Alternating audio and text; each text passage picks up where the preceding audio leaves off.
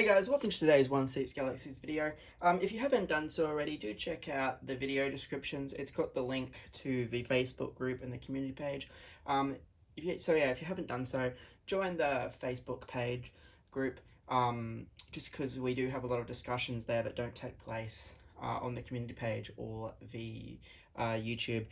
It's just easier because that way you get all the information and stuff that might not necessarily make it to the channel. Alright guys, so today we are going to be taking a look at the CRW002 from Asmus, that being the Crown Series 2, which of course is the Lord of the Rings Gandalf the White. This is my first time getting a Crown Series figure.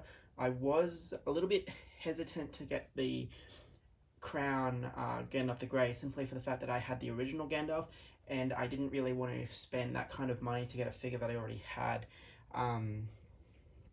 But when I saw this guy, I figured, yeah, the Gandalf the White's definitely worth the upgrade.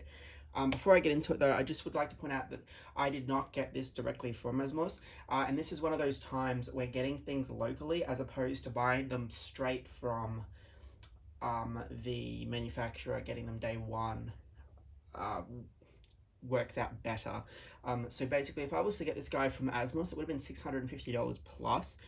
Now I don't know what Pop Culture's price is currently, but I paid $525 for this guy because I got the 10% off pre-order price, and then I used my pennies to get an extra 10% off. So with those larger priced items, it is worthwhile using that 10%. So yeah, that's what I did for this guy, and I think just getting that discount kind of changes my perception in the fact of its value. So I'd just like to point that out, that I paid 525 Australian for this guy. All right, getting into it. So you can see that it does tell us that it is CRW002, and we can see the black speech of the ring across the top of the box in gold. Coming down, we can see Gandalf's staff with multiple shades of white, grey, and then that gold outlining, and again written in gold down the bottom there with the cape pattern. It does tell us that it's Lord of the Rings Gandalf the White. Why they haven't put Return of the King on there, I don't know, but perhaps it's just a marketing thing. And then of course we can see the gold going across the bottom, and the lights from the light box are making that reflect. So this is one huge box that comes in multiple layers, if you will. So this is the top part, which is a thick card. It goes all the way around. It does have a bit of a banner that says Gandalf the White, and the back has all the Asmus logo information with the QR code and stuff there as well, which will probably take you, and the other side's identical to the first. Now, this is like a heavy duty slip cover, if you will, and when you uncover it, there is a second hard cardboard box as well. Now we do have an art insert, which is a still of Return of the King of Gandalf on Shadowfax, and it does say Gandalf CR002 Asmus. Toys 1 is 6 scale collectible figure with the Crown logo. So I'm not going to show you the inner box. It's practically the same type of pattern with the black speech of the ring going all the way around the box. But one thing I will point out before I get started as well is that the head sculpt will not be on the figure when you currently get him. It will be housed in this hard cardboard Crown Series box.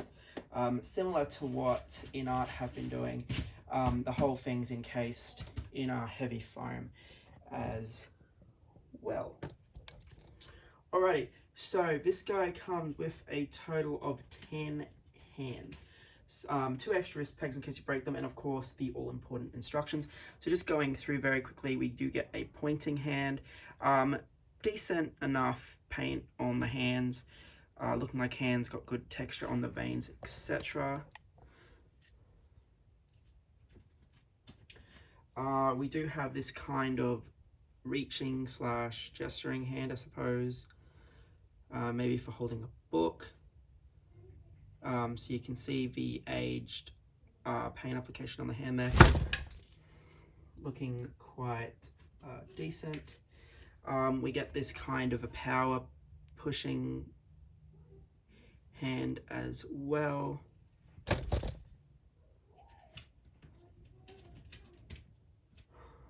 We get a C-grip hand.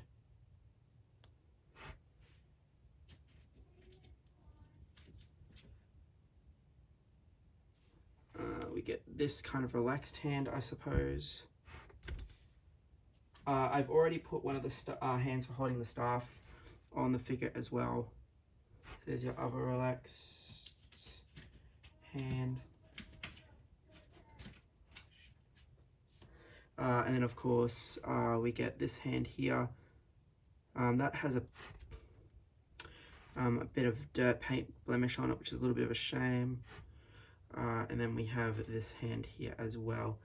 So there are multiple hands things, and as I said, there is a couple of extra gripping hands already on the figure as well, straight out of the box. So I haven't done anything to this figure other than take the head sculpt out of the casing, pretty much. This is just fresh out of the box. Now we of course do get Gandalf's magical sword. So we have it in a nice sheath, this time white, and then you can see the handle there. It is a die cast handle, and then of course taking it out, we can see that this is a fully die cast blade. Now the metallic metal look hasn't worn as such like the ring wraiths blades were, which is really quite nice. Hopefully this doesn't tarnish over time, but I generally find that a lot of the Asmus diecast will probably rust over time, given the fact as well that I'm in a really humid climate. We'll see how we go. I've not had any of the weapons per se physically discolor, but I know the ring wraiths were especially quite weathered to a point where it almost looked like rust. We of course do get his white staff. Now this could possibly be done a bit better because we can see the paint and it does look wooden, but it looks cheap wooden, and the staff definitely didn't look that cheap in the show or movie, but you can see that it is there, and I mean it's tall as it should be, but yeah, I just reckon they probably could have maybe done a nicer way of making the staff.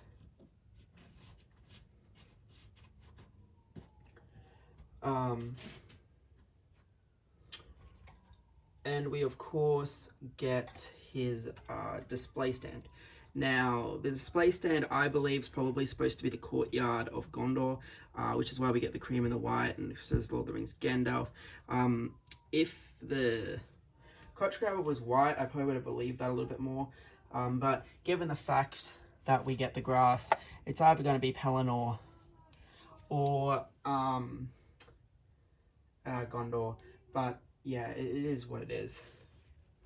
Alright, now I'm going to try and do this the best I can without removing the sculpt or removing the outer cape, simply for the fact that, as I mentioned, I'm in a really humid climate, and that is going to mess with the hair on this guy, so I do not want to be constantly taking the head sculpt on and off, because I do believe they have done such a good job of this.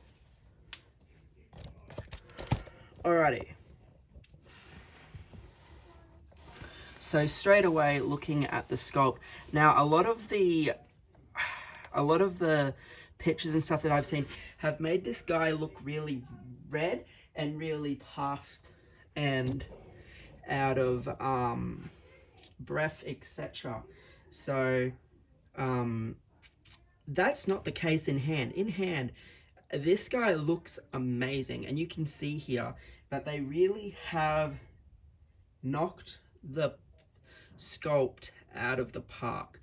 Now the hair is all rooted and it's been held in there by a really good spray. You can just see a couple of loose hairs there that have been caused by the humidity of Queensland, Australia, where I'm obviously filming this. Because this has happened pretty much overnight, in the fact that I simply just left it out on a table ready for the review today. So there are a couple of loose hairs. Whether or not that gets worse over time, I won't be able to tell you until it's been sitting out. But overall, it's a fantastic sculpt, and even the beard, like, it's a little bit because of the way the sculpt's packaged, it's all wrapped up. So the beard and the hair itself are all wrapped up together with the same plastic, which I think makes it a little bit hard to separate the beard from the actual hair. But other than that, I think they have done a ridiculously good job at capturing Sir Ian McKellen as Gandalf the White. Now coming down, we can see the outer robe, which of course he does have, and he first had in Two Towers, entering Rohan. So we can see that white sort of rune pattern coming down on both sides, and that's all the way down. So that's, I said, I really do like that.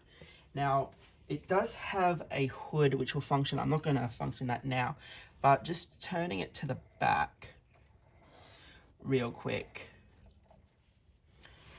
we can see that it is a functioning hood, and again, the rooted hair looks fantastic from the back as well.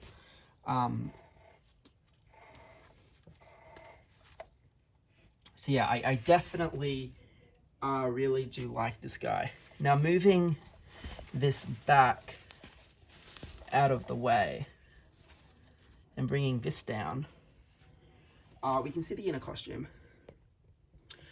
So you can see even the inner costume consists of heaps of different layers that design on the vest, and then we have the almost padded chainmail to the back there, and then even underneath that there's extra layers, but I'm not going to go that deep.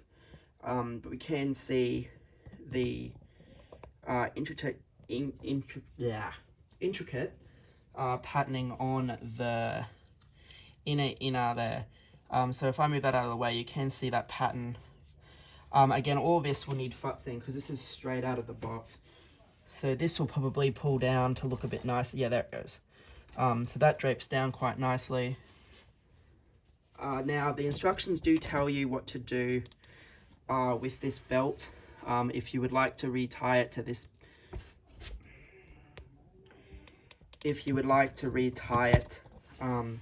to this belt here, to hold the sword. I'm not really going to mess with any of that just yet. I'll probably just have the outer robe covering all that, with just him holding his staff, which I think is what most people are going to do in this case.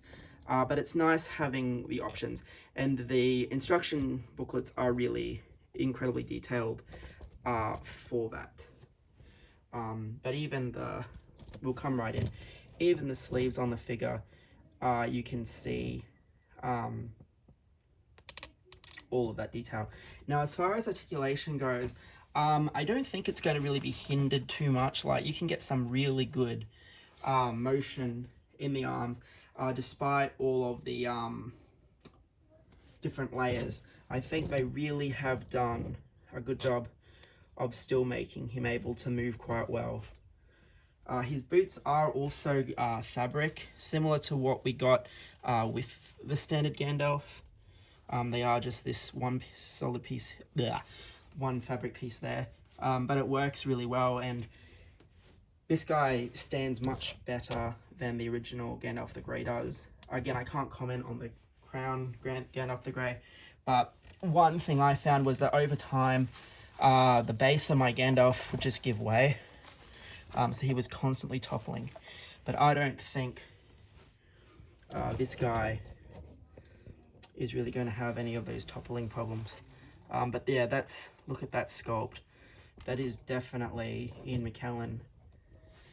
Now you're probably wondering, but it's a huge box. You've shown us 2 accessories. in a couple of hands. Like, why was this guy $525? It is because accompanying his display stand, and I'm going to have to move things back out of the way for this, is a polystone statue. Now, I say polystone statue because it is essentially a statue, and it is, of course, stone. But we do get a Shadowfax. Now, unfortunately, there is no tacking gear for Shadowfax, which is probably a bit of a shame or missed opportunity, but we can see that it is, for the most part, a fairly well-painted horse. Now, a lot of people have commented on the mane looking a bit cheapish. Now, I'm thinking that is simply for the fact that this is a fully stone piece with a rooted mane, which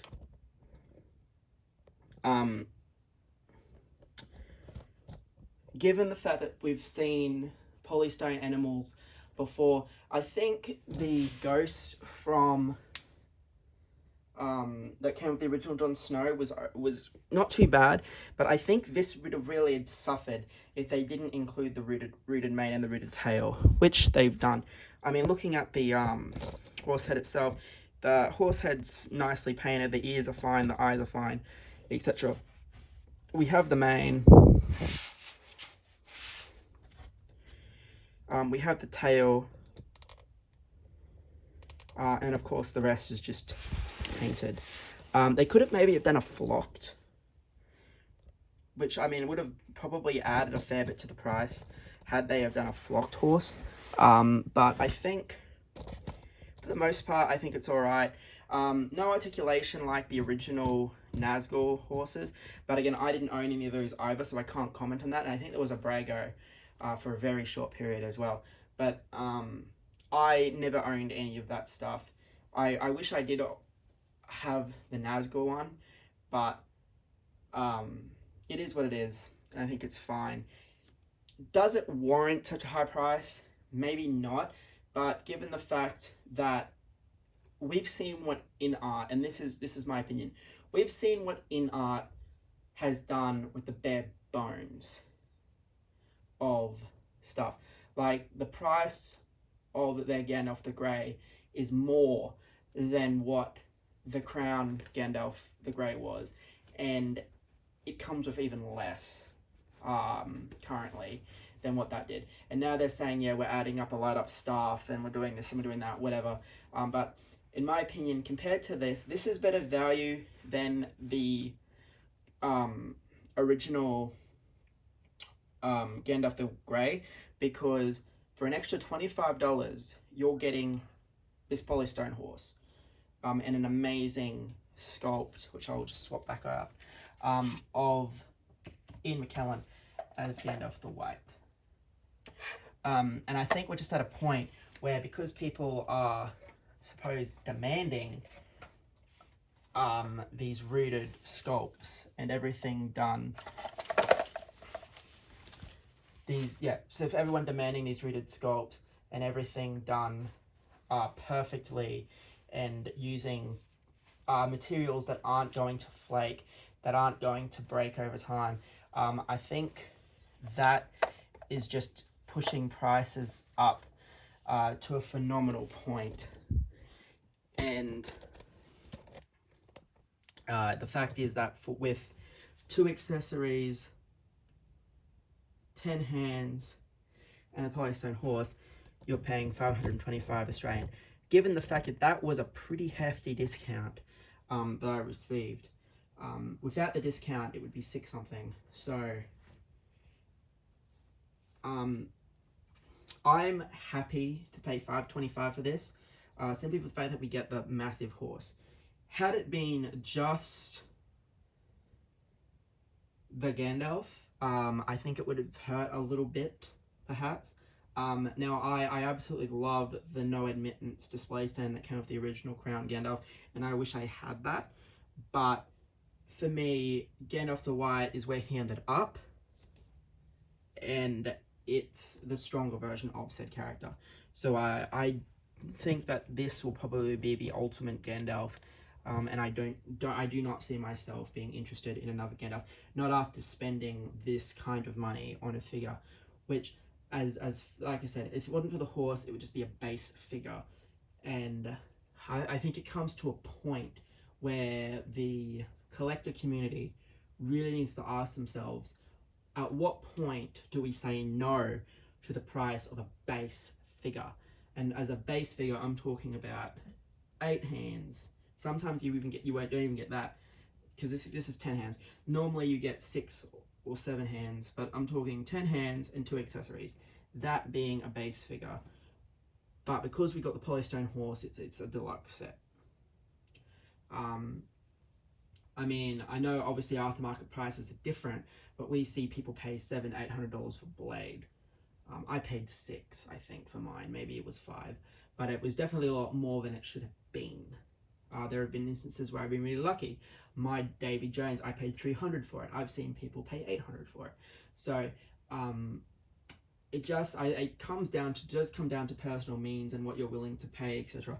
But I think, given the fact that we have these companies that are pushing sculpts to this limit, and then asking the high prices for it, I think at some point you need to go, no, for a base figure, the price needs to be set at a reasonable limit.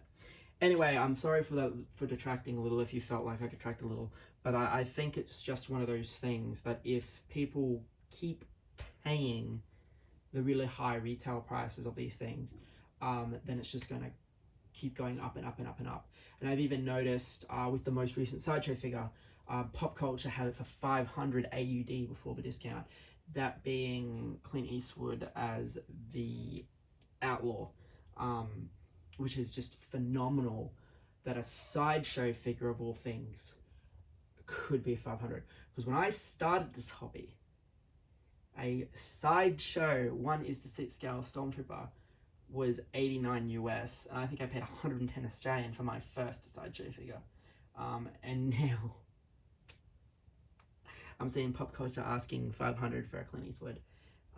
It's just phenomenal, and I think it's because collectors are just not saying no to the ridiculously high prices.